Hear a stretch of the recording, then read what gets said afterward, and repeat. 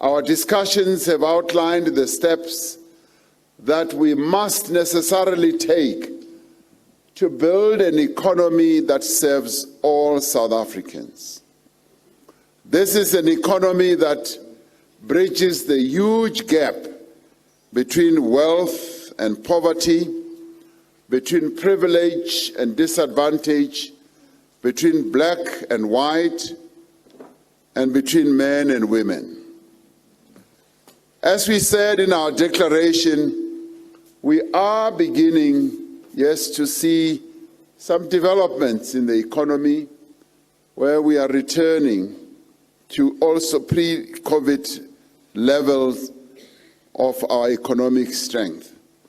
While the economy is producing better outcomes and growth sectors are beginning to perform slightly better, we believe that as the ANC, we must ensure that our growth is inclusive and creates much-needed jobs and opportunities for all.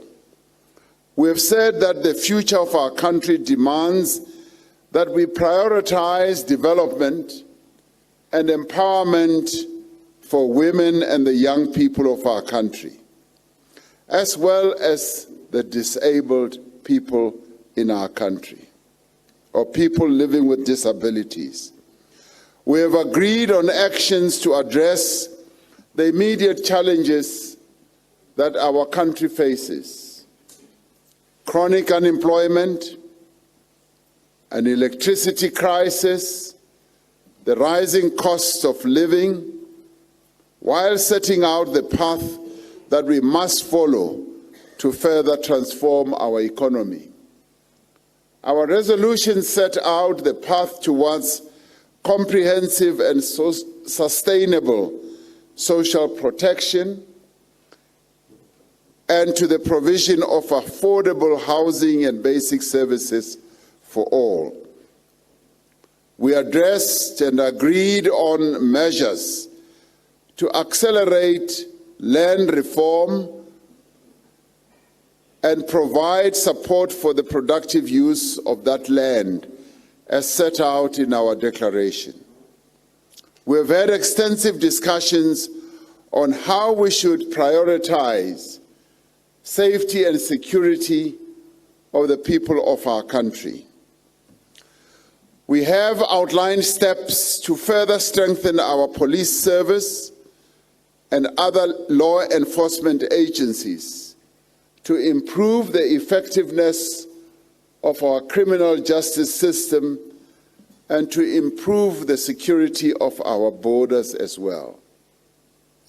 The challenge of gender-based violence and femicide received in-depth attention, and we agreed on prioritizing the task of ending all forms of violence against women and children.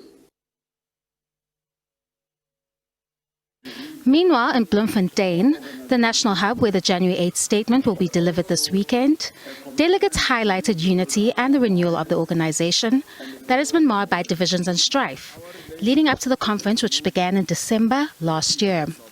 The outcome of the election of the National Executive Committee talks to that. The faces that have been elected, it says that, these are the people who are capable to take the organization to new heights. The Northern Cape echoed similar sentiments on organizational renewal being a matter of importance. Because if you can't renew your organization, you'll stagnate. So in our case, there are a number of organizational renewal issues that we are actually bringing to the fore, including the much talked step-aside resolution.